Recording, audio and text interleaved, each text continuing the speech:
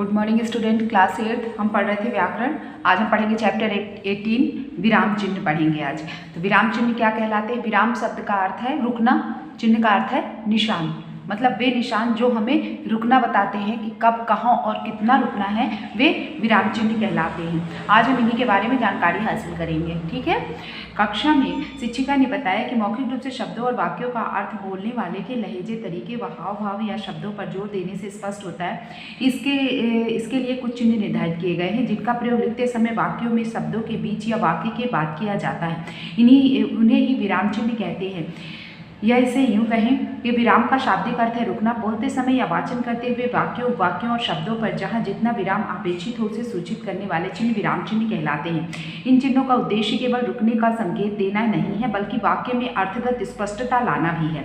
Underline कर लीजिए कि इन चिन्हों का उपयोग करना केवल इसलिए नहीं है कि केवल संकेत देना है कि कब, कहाँ और कितना रुकना है। इनका उद्देश्य ये भी है कि वाक्य में अर्थगत स्पष्टता लाना भी इनका उद्देश्य है। तभी वाक्य जो है स्पष्ट होता है जब इन चिन्हों का, उचित चिन्हों का प्रयोग किया जाता है। इन चिन्हों से लिखित भाषा में स्पष्टता आ जाती है और पाठक सहज भाषा के भाव को समझ जाते हैं। इस प्रकार इसकी परिभाषा क्या हुई? अंडरलाइन कीजिए। बोलते समय शब्दों या वाक्यों के बीच या अंत में रुकना पड़ता है, जिसे प्रकट करने के लिए लिखते समय कुछ चिन्ह लगाए जाते हैं। इन चिन्हों को विराम चिन्ह कहते हैं। ये परिभाषा आप अपनी नोटबुक में लिख लीजिएगा।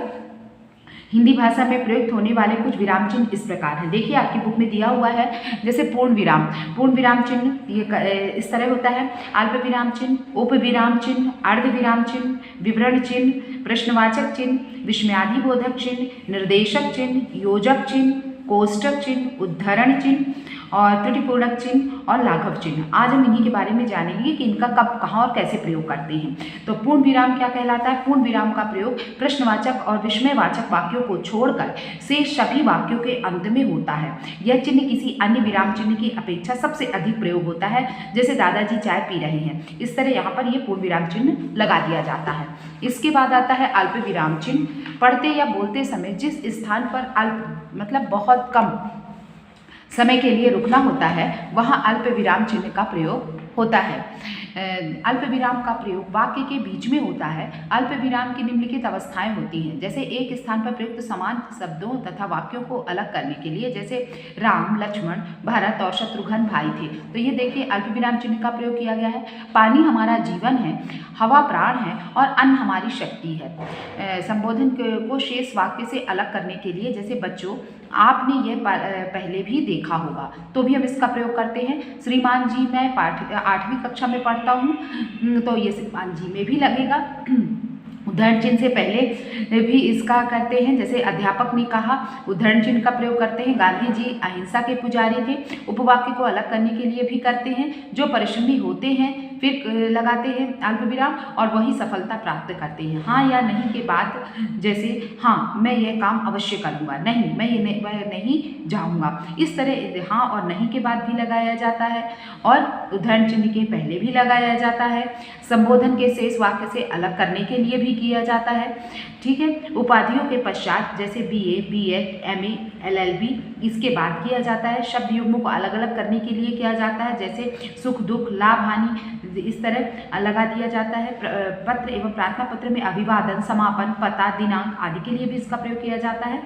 इसके बाद आता है उपविराम। यह पूर्ण विराम होता है। इसका प्रयोग निर्देश देने, संवाद, लेखन तथा शीर्षक आदि में किया जाता है। आप अंडरलाइन कर लीजिएगा या आप अपनी नोटबुक में लिख लीजिएगा। जैसे होली रंगों का त्यौहार है, दीपावली, देखिए चिन्ह लगा हुआ है, दीपों का त्यौहार है। अर्धविराम, इसका प्रयोग किसी नियम के बाद उदाहरण सूचक शब्द जैसे कि पहले समानाधिकरण वाले वाक्यों के बीच तथा विपरीत अर्थ प्रकट करने वाले दो वाक्यों या वाक्यों के बीच किया जाता है। जैसे अभद्र लोग गालियां देते फिर भी भद्र लोग उनसे प्रेम करते हैं। विवरण चिन्ह किसी विषय को समझाने, निर्देश देने अथवा सूचना देने में विवरण चिन्ह का प्रयोग करते हैं। जैसे भाषा के दो मुख्य रूप होते हैं, मौखिक भाषा और लिखित भाषा।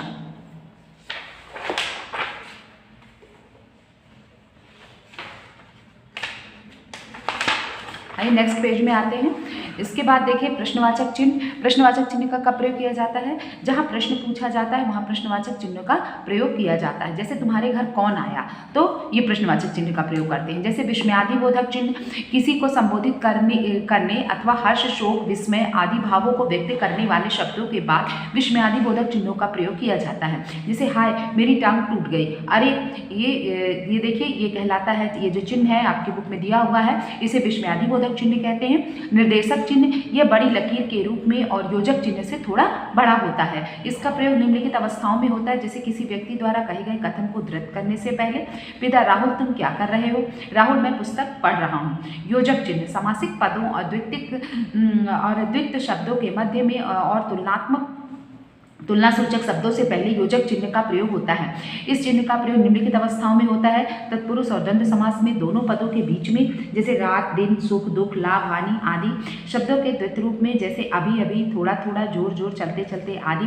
तुलना सूचक सा से पहले, जैसे हनुमान सा भक्त, यशोदा से सीमा और कृष्ण से सखा। कोष्टक चिन्ह का प्रयोग देखिए 3 है ये। वाक्य में किसी शब्द का अर्थ प्रकट करने तथा क्रम सूचक अंकों के साथ और नाटक लेखन में इन भाव मुद्राओं का परिचय देने में कोष्टक का प्रयोग होता है। इस चिन्ह का प्रयोग निम्नलिखित अवस्थाओं में होता है, अंडरलाइन कर लीजिएगा। किसी शब्द का अर्थ स्पष्ट करने के लिए, जैसे दांत, दंत मतलब दांत होता है, इसलिए इसको कोष्टक चिन्ह का प्रयोग किया जाता है। ओष्ठ मतलब ओठ, तो उसका मतलब बताने के लिए कोष्टक चिन्ह का प्रयोग करते हैं। विशेष अन्य 2 कोष्टकों और का प्रयोग मुख्यतः गणित विषय में होता है। उद्धरण चिन्ह, उद्धरण चिन्ह 2 प्रकार के होते हैं, एक इकहरा और दूसरा दोहरा। इकहरा उद्धरण चिन्ह, इस चिन्ह का प्रयोग प्रायः किसी व्यक्ति के नाम, उपनाम अथवा किसी पुस्तक के नाम को लिखने में किया जाता है। राहुल संस्कृत्यायन घुमक्कड़ प्रवृत्ति के थे, तो इस देखिए लगा हुआ है इकहरा उद्धरण चिन्ह लगा हुआ है। आंसू जयशंकर प्रसाद द्वारा रचित है, तो देखिए आंसू में भी लगा हुआ है।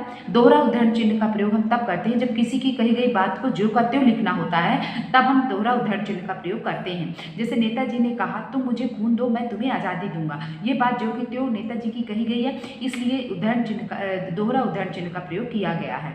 त्रुटिपूरक चिन्ह कहलाता है जब लिखते समय कोई अंश या शब्द छूट जाता है तो उस अंश या शब्द को लिखते समय त्रुटिपूरक चिन्ह का प्रयोग करते हैं। जैसे निर्धनता एक बड़ा अभिशाप है, देखिए ये त्रुटिपूरक चिन्ह है और इस तरह इस चिन्ह का प्रयोग किया जाता है और उसके ऊपर लिख दिया जाता है। मैं हमेशा आपको बोलती हूँ कि आप ऊपर लिखा करिए, लेकिन आप नीचे लिख देते हैं, यही गलत हो जाता है। त्रुटिपूरक चिन्ह के हमेशा ऊपर लिखना चाहिए, ठीक है।